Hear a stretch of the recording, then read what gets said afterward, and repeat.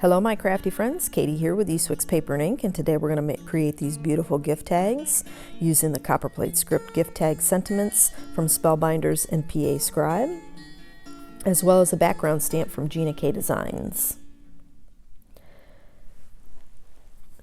So to start with, we're going to foil our panels, and the cardstock I'm using is from Gina K. It's the white layering. We're going to cut that down to 4 1/4 and then cut those down to 2 3/4.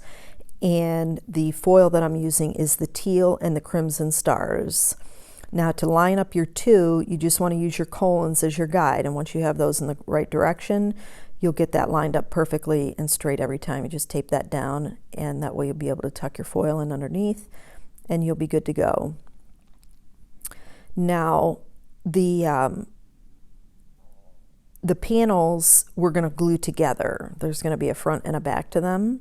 So you do want to have two pieces of cardstock of 8.5 by 11 so that everything's cut down and matches.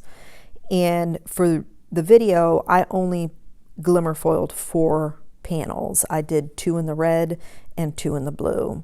Now, that was just for time purposes because it does take a little bit of time to foil all those panels. So I did those off of camera. And once we get the panels foiled, we're going to go and work on our background stamp. Now,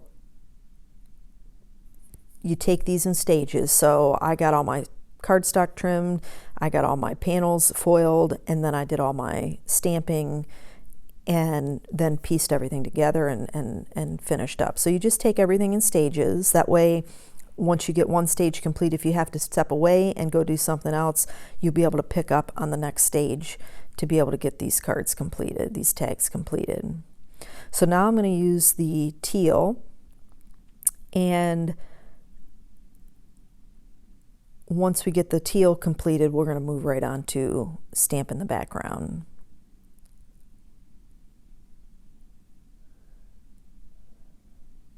And you can see now why I decided not to film all the foiling of these tags. It is 16 pieces that you have to foil, so it is a bit time consuming. I think all in all, this probably took me about a half hour, 45 minutes to do all these, not the foiling, to total start to finish completion of creating these tags, all the tags, 8 tags rather. So it's not insurmountable. It's just, you know, some steps go quicker than others.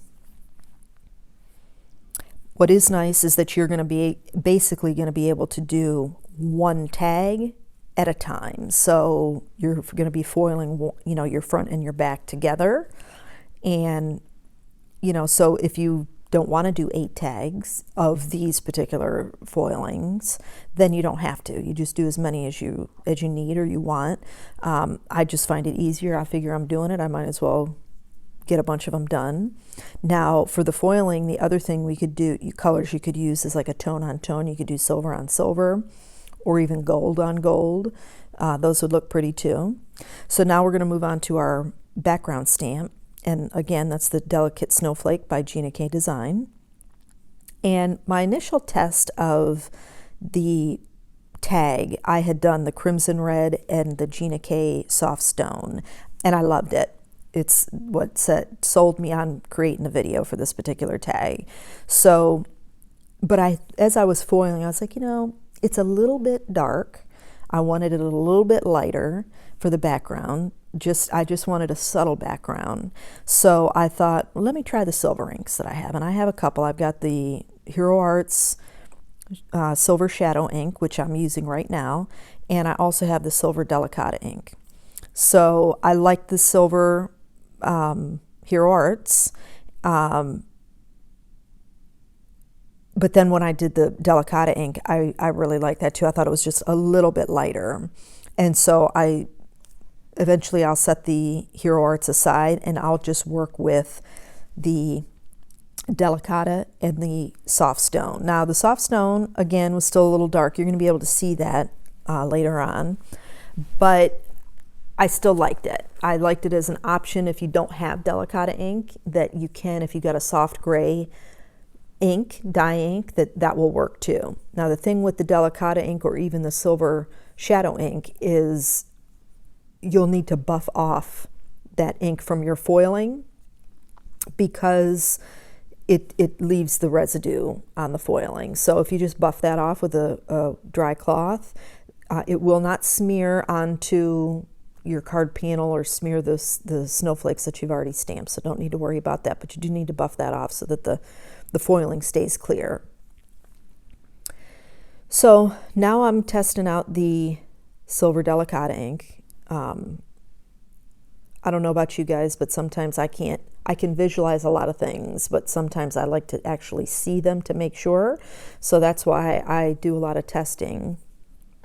In fact, I did some testing using the glimmer foils and double-sided adhesive and found that you can use that. So in my next video, I'm going to create the Christmas cards that we're going to send out this year and show you that technique so that if you have these, you don't need to go out, but you don't have, like I don't have the deco foil stuff, but I thought, well, that's the only one I can use to be able to get a foiling technique with double-sided tape. Not true. And I'm going to show you that in the next video. So make sure you like, share, and subscribe and ring that bell to be notified when that video pops up. So now we're going through, you can see that I've got that, you can see how dark that silver, not silver, but the soft stone is. And it's pretty. It's okay. It's not a bad thing. In fact, it's going to fade back a little bit. So that's why I went back and forth, because I really liked all of them. And you'll see too that I turn the stamp around. I put it in different places so that we have different different panels. You know, that way it's not, you know, each tag is a little bit more unique because we have such, you know, this large background stamp. You don't have to do it in the same spot. It gives you a little bit of separation. So we're going to finish up doing these, and I just clean up the dye ink in between.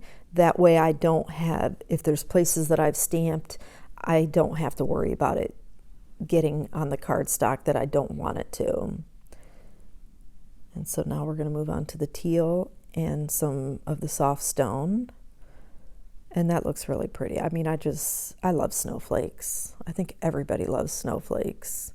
It's just so soft and delicate. It's a perfect background for winter cards.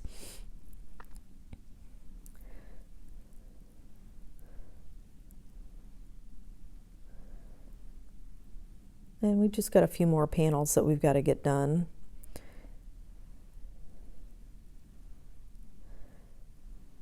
And I'm working on the silver Delicata ink. And my pad probably could use some re-inking, but I actually like it because it's a squishy pad, that when you have fresh ink on there, it almost is too much.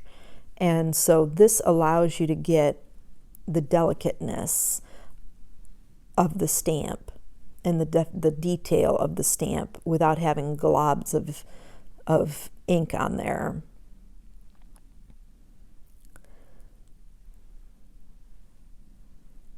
And I tried to, because you know there are some open spaces of these tags, put the larger stamps up in those spaces instead of them being directly in the center.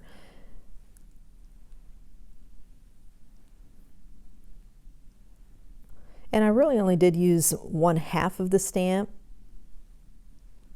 but it still gave a unique touch to each one of the panels.